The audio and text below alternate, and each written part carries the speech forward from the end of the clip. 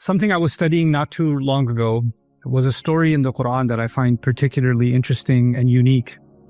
It's a story that occurs at the end of Surah number 18, Surah Al-Kahf, and it's the story of Dhul-Qarnayn. There's a figure, a mysterious figure named Dhul-Qarnayn. The first observation about this person is that there is no real understanding of who he was. There are theories about who he was, but there is no conclusive evidence as to who this person was. And that raises the first question, why wouldn't the Qur'an just come out and say who he was? Why just give us this title and not tell us? Allah also mentions, the book also mentions that he traveled east, he traveled west, and he went between two mountain passes. And yet we don't know where this east was and where this west was and where these mountain passes were. And there are all kinds of theories about that, but none of them are conclusive. The point in the Qur'an, as a student of the Qur'an, I can tell you the purpose of the Qur'an is actually to almost emphasize the goal, the objective, and de-emphasize all the details. Like the Qur'an goes out of its way to take attention away from certain things. The human tendency is we want to know everything. So when we come across a story like this one, we get distracted with, well, who was he? Where was he? Where's this location? Where's this wall? Where's this, who are these people, etc., etc. But that's exactly the opposite of what is happening in the text. There's actually something counterintuitive happening. Don't worry about the details. Focus on what's being given to you instead of focusing on what's not being given to you. Now, in terms of what is being given to us, I find this to be one of the most interesting stories teaching us some things about leadership that pertain to Muslims, that pertain to non-Muslims, that pertain to leadership in general, wisdom about leadership in general. So I'm going to start sharing a few things from this story that we can take away and really think about, inshallah, together.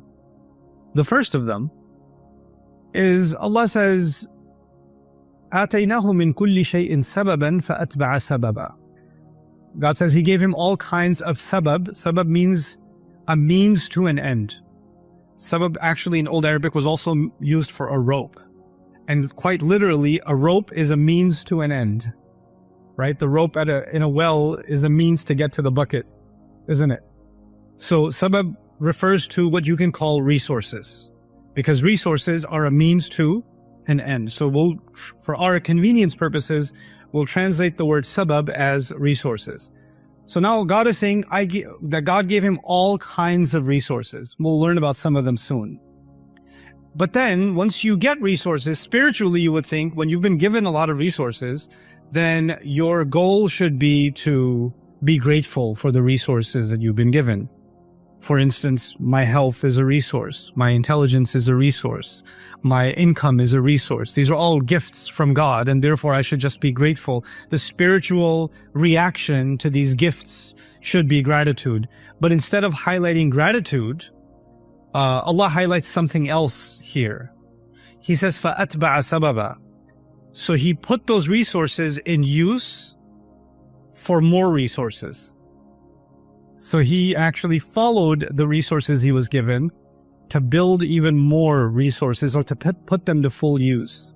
In other words, if you want to think about this in modern terms, He had assets and He invested those assets. He had resources and He invested further those resources. That's what He was doing. Now this sounds like it's almost materialistic. Don't you have enough? You should be grateful for what you have. Why are you doing any more than what you have? Why are you interested in growth? Why are you interested in building more and more and more and pursuing more resources? You find the answer to that elsewhere in the Qur'an, where Allah says about Dawood, there's few people in the Qur'an that are extremely wealthy and powerful, right? So there are figures in the Qur'an that are very poor and powerless. And there are figures in the Qur'an that are very wealthy and powerful, and Dawood is one of them. Wealthy and powerful. He has kingdom, vast kingdom. And Allah says something interesting about Dawood. He said, "I'malu ala Dawuda shukra." Do gratitude. Instead of saying be grateful, He said do gratitude. What that means is the power, the wealth, the resources that he was given, the influence that he was given, when he was using that influence to create more positive change, to do more, he was actually doing an act of gratitude. Now let's step back before we go any further in the story. The principle here is that I have been given certain talents in life. I've been given certain opportunities in life. I've been given certain pathways in life that have been made open for me. If I am to make the most of them, think of each one of those opportunities, those resources as an investment, and I make the most of them to do more good for myself and to do more good for others around me, then I'm actually doing an act of gratitude. If you have a brilliant mind and you're not putting it to use, you're ungrateful. If you have incredible, business acumen and you're not putting that to use, you're being ungrateful.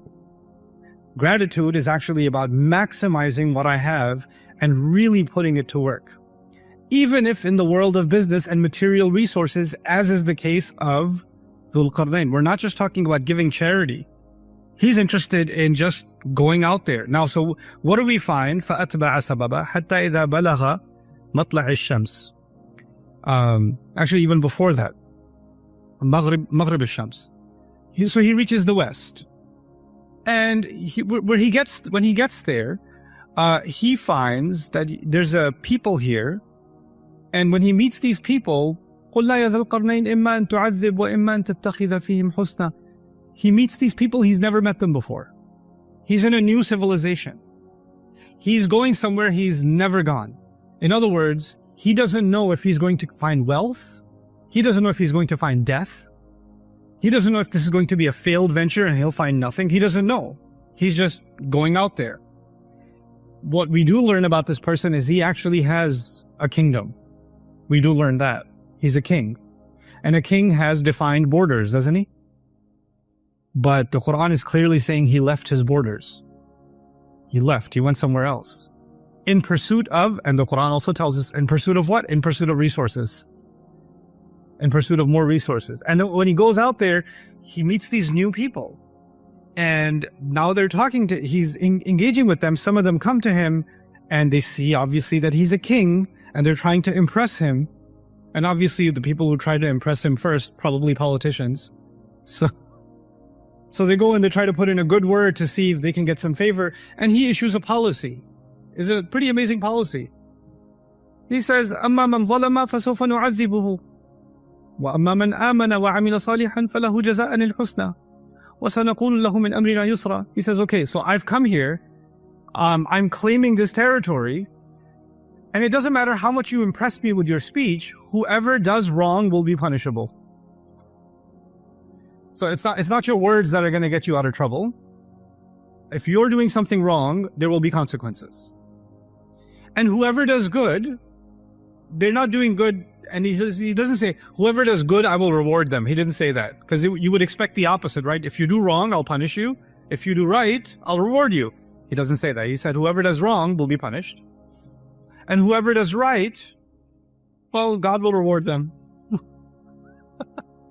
It's not me. God's going to reward. And I'll make things easy for them. It's interesting. It's a very interesting contrast. What are we learning from that? A leader identifies people that are creating problems, right? And he deals with them. He executes. He addresses the problem issue. He doesn't let that just go. Sometimes the people that are creating problems are people of high rank. Sometimes people that are creating problems are, they're creating problems for someone else, not for you. So you say to yourself, well, so long as it's not my problem, it's not a problem, right? It seems somebody else's headache. But they're not creating a problem for him. They're creating problems for others. And he's saying, if I see you harming anybody else, you're going to have to deal with me. That's leadership. He's protecting people now because they're under his care. But on the other side, if people are doing the right thing, he doesn't want to reward them. Why not? Because he thinks that doing the right thing should be done for the right reasons. And if people start doing the right things to impress me, their intentions are going to get corrupt. Now their moral compass is twisted. Now doing the right thing is actually just an investment for their own personal benefit. No. If you do the right thing, if you have faith and do the right thing, then God will reward you. And if you are doing the right thing, here's the interesting thing. وَسَنَقُولُ لَهُ مِنْ أَمْرِنَا يُسْرًا. We're going to say, from our decision point of view, we'll say easy things to them. What does that mean? I'll open the pathway for you to do more good. Now, what does that mean for you and me? It means if I'm a leader and I know somebody's doing good work, and then they come up to me and they say, I have this idea. I think it can really benefit the company. It can really benefit the team. It can really benefit this project. And I know this person's doing good work. Then I say, I'm going to let you try it. Let's give it a shot. Maybe it'll work. Maybe it'll fail. But you know what? The fact that you are sincerely doing good work allows you enough merit that this is worth a shot. Now, the problem is, I was saying this informally before this gathering. I run a company, and that company's gone through downsizing and upsizing. It was bloated at one point. It was smaller at one point. And I've had all kinds of interesting experiences in business. And one of the business challenges in any organization that gets big is that it becomes less flexible. It has multiple departments. Every department has its own group. Every group has their own egos, because we're all human beings, right? And when somebody is in a, and then there's a hierarchy. So if I'm at the top of the hierarchy, then there are my executives and the managers and whoever else. And there's a pyramid, and I'm the pharaoh on top of the pyramid, right? I'm the pharaoh on top. If somebody at the bottom, some intern, somebody has a good idea. They have a good idea. They now have to go to the ego right above them, and then the ego right above them, and then finally make it to me. Most likely, what's going to happen to that idea? Most likely, it will die. That idea could have brought millions in savings. That idea could have opened up an entire different sector of the market in business. It could have. It had that potential. But because that idea was coming from someone who doesn't really count, they're at the bottom. Or that idea was being presented by someone that other people feel insecure about. Because when somebody starts working really hard, they start making other people that are not working hard look bad. Right? And when someone has a lot of ideas and a lot of enthusiasm in the same department as somebody else who just likes to come and sit down and then make sure their pens are in color order, and their notebooks are aligned properly, and then they go, time for my morning latte, right? They have this routine, they have their process, right? And when someone comes along and says, new idea, oh my God, this is so exciting. Can you just breathe a second? Let me just have my morning routine finished, because you're causing me a little bit of anxiety. I think the other employees are getting a little anxious around you. If you could just calm down a little bit, because the rest of us are worried. Nobody else is worried. You're just comfortable being lazy. And now you're insecure about someone who's not being lazy. And so the one who actually has energy and enthusiasm is being quietly, directly, sometimes indirectly being encouraged to not be so active, to not have that many. Nobody really needs to hear your ideas, okay?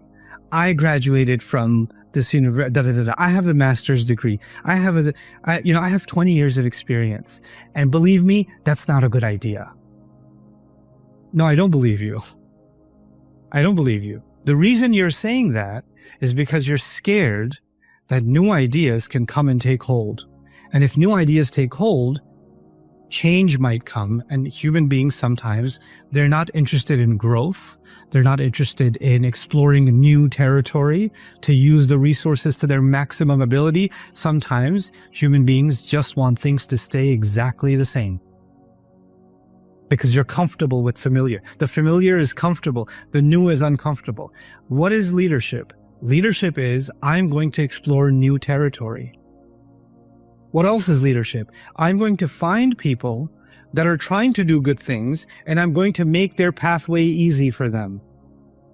So that what I'm doing at the top, I'm also allowing that to happen at the bottom. I'm creating that avenue. And of course, that is trial and error. Most new ideas fail. That's a reality. That's the reality of new ideas. Most of them fail. But if you create a culture of, we're going to explore, we're going to improve, we're going to energize, there's actually a connection being made between the top and the bottom as if they're thinking the same way. Fatba'at. So this is the first place he stopped. He made 3 stops. Many of you know the story. He made 3 stops. The second stop is even more interesting. He gets somewhere where the sun rises, matla'i shams, and he finds people, lam naj'al lahum min duniha sitra. He finds people that are so backwards, they're so primitive, they don't even know basic architecture. So they don't even have roofs over their homes. They don't have a way of protecting themselves from the open sun. That's how backwards they are. That's how primitive they are.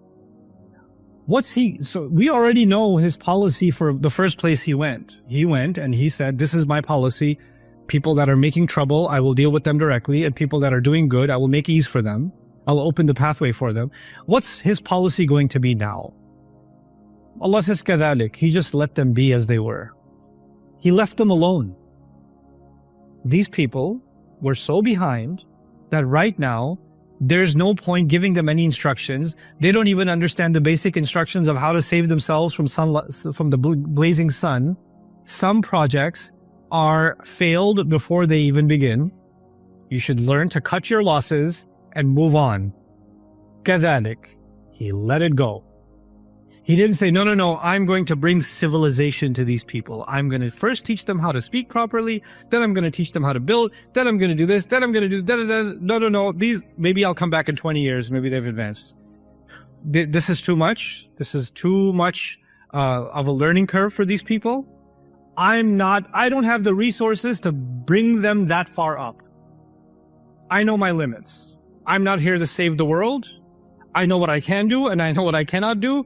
These people, beyond my scope of ability. Incredible lesson in leadership, isn't it? I know what is beyond my ability. I know what is a hopeless cause.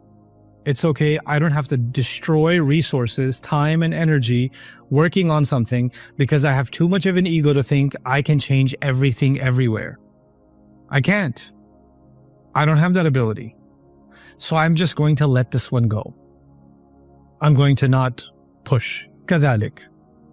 وقد أحطنا بما لديه خبرا. Okay, that's 2 stops, and there's a final stop. He goes to this third place. What was amazing about this third place is he meets people. كادوا لا يكادوا يفقهون قوله. He meets people that almost couldn't understand a single word he was saying, which means he could barely understand a single word they're saying. Which means he went to a place of a completely different culture, a completely different language, a completely different civilization from his own. And because we already know he travels outside his own local area, right? And wherever he goes, he builds more resources. So within his resources are people from different cultures and different backgrounds. There's a diversity in his team of different languages and different backgrounds. So somehow, as you travel the world, languages, they connect with each other, right? So there's lots of Arabic words in Bahasa Malayu, for example, right? Because languages travel. And there's probably lots of, I would imagine some Sanskrit is connected in some way. Probably some of the East Asian languages are connected to Bahasa also in some way or the other. There's some common vocabulary, not all, but some, 10% here, 5% there, 5%. I found out, because I was recently learning Farsi, I was learning Persian, and I found out that a lot of Punjabi has Persian in it. I was like, how did Punjabi get Persian in it? Oh, because a lot of Punjabis traveled to Afghanistan several centuries ago, and there was a lot of trade exchange between India and Afghanistan, and so a lot of language exchange happened then. Cool. The reason I'm saying all of this to you is Dhul-Qarnayn goes to this place. Almost none of the words are understandable, but some words are common to his language. Some words are common to some of the other people in his team because he's got an international team, right? So they're starting to make sense of what these people are saying. Finally, they're able to make communication happen. Finally, they're able to get communication. When they get communication, what do they tell him? إِنَّ يَأْجُوجَ وَمَأْجُوجَ مُفْسِدُونَ فِي الْأَرْضِ.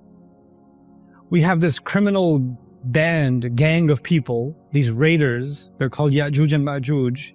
They come and they destroy everything. They come and they raid, they kill, they steal, they take our animals, they commit crime. You're a king. You have an army. The first place you went to, you said, whenever there's criminals, what am I going to do with the criminals? I'm going to deal with them. Right? That's what he said already. That's his policy. Now he comes to this place and they say, well, we got a lot of criminals. They're called Ya'juj and Ma'juj. Clearly, Dhul-Qarnayn does some investigating and finds out they're not just a criminal, they're an entire army horde. There are thousands of them. There are hundreds, if not thousands of them. This is more than he can handle as a fight. He cannot engage in war with these people because that will also be draining. But he cannot leave either because they are committing crimes. So what's the best solution he could come up with? Let's build a wall. Let's build a barrier so these criminals that are coming and attacking you, they're not going to be able to come anymore. Let's build a barrier. Now, before I go on, I want you to know something. He made 3 stops, right? But does he have the same policy for all 3 places? No. Different situation, different audience, different problem, different location, different culture, and a true leader understands every time there is a different solution. You don't say, we did this last year, it worked. Well, we're not in last year. It used to work before COVID. Well, the world has changed after COVID. It's not what it used to be, right? It used to be that way all the time. We've been doing this for 20 years. Well, maybe that's exactly the problem. Because you've been doing something for 20 years, some of that might still work, some of that might no longer work. You need agility. And that's what a leader needs. A leader is going to new places, he's going to encounter new challenges, and therefore he will have to come up with new solutions. So the solution, the best case solution in this case is, I cannot stop them from attacking you. I cannot defeat them. I cannot end that problem. I can create some kind of a security mechanism. I can build a wall for you. The problem with a wall is, if you build a wall, is it going to eventually deteriorate? Yeah. Any construction needs to be maintained. So what does Dhul-Qarnayn do in his genius? If you study the surah carefully, he gets the people that are there that he barely communicated with. Remember? He barely communicated with them. He gets them to build all of the pieces under his supervision. Atuni zubar al-hadid. Qala anfukhu. Bring me these metal pieces. Bring me the copper. Now blow into it, bellow into it. This is how you burn metal. This is how you melt. This is how you weld. This is how you reinforce. This is how you fix. In other words, I'm going to build this wall for you. Maybe those attackers will come. They'll start trying to break the wall. And every time they do damage to the wall, you should have the ability to do the repairs also. Because if I just build it for you and walk away, then it's a temporary solution. But if I teach you how to build it, and therefore also how to maintain it, isn't he doing something called empowerment? Isn't he doing something called training and development? Isn't he creating independence for these people? That's what he's doing. And he's saying, so long as this lasts, it lasts. But this is his contribution. So you find that he is actually coming up with different solutions. And in it, I find it's a pretty amazing philosophy for leadership. There are situations in which the best you can do is defense. Just build a wall. That's all you can do. The problem's too big. There are situations where you cannot always be the one to find the solution. You have to empower people.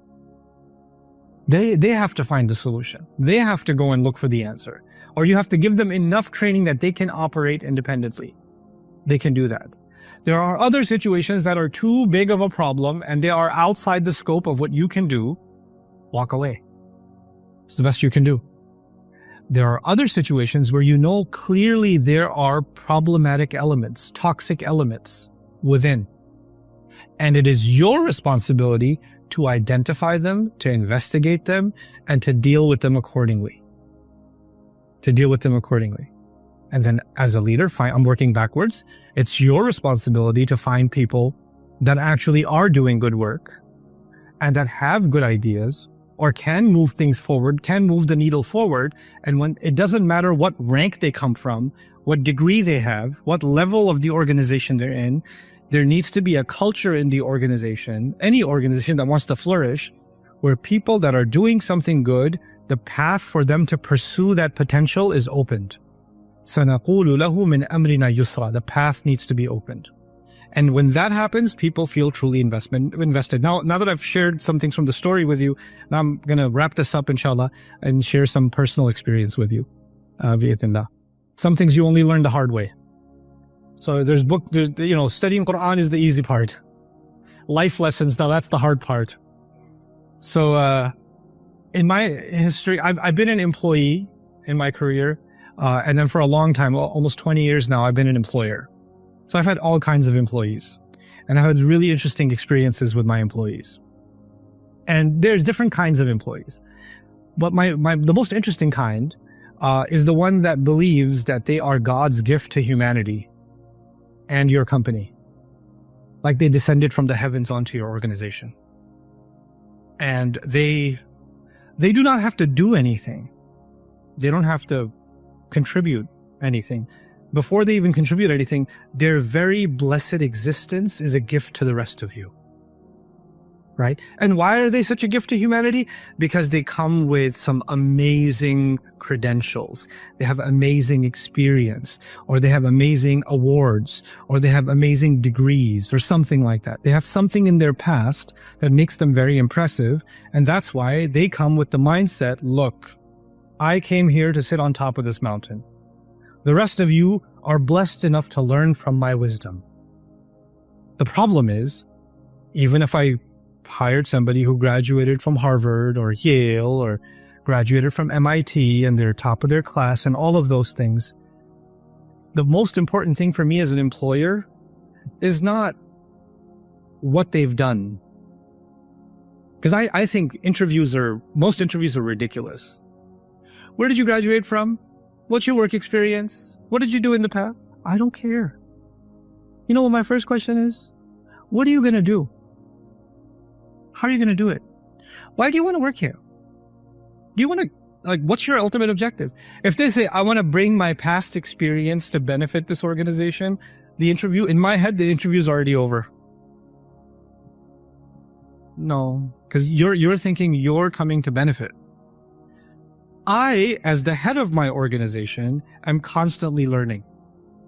I need people with me that have the mindset they're constantly pursuing, constantly learning, constantly adapting, constantly pushing forward, growing.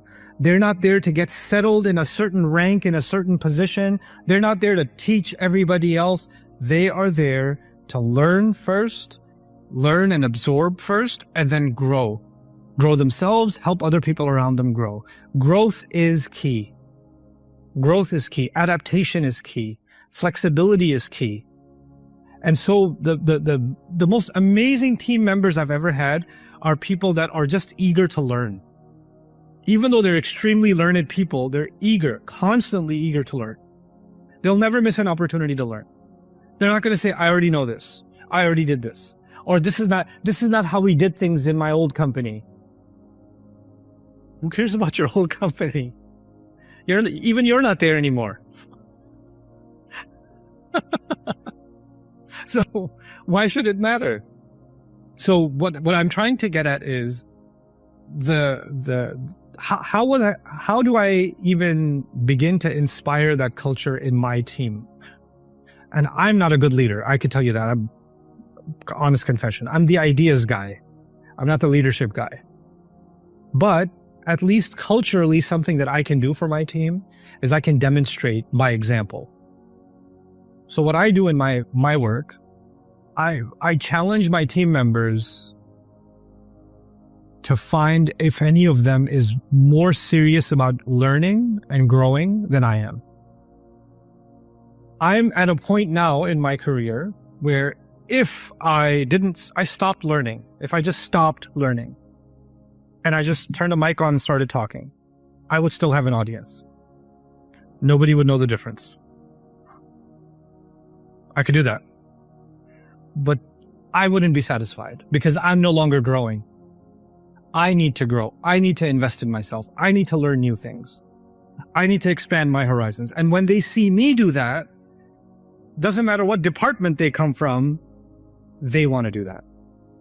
They want to grow themselves because there's a culture being built of growth, of expansion, of creativity.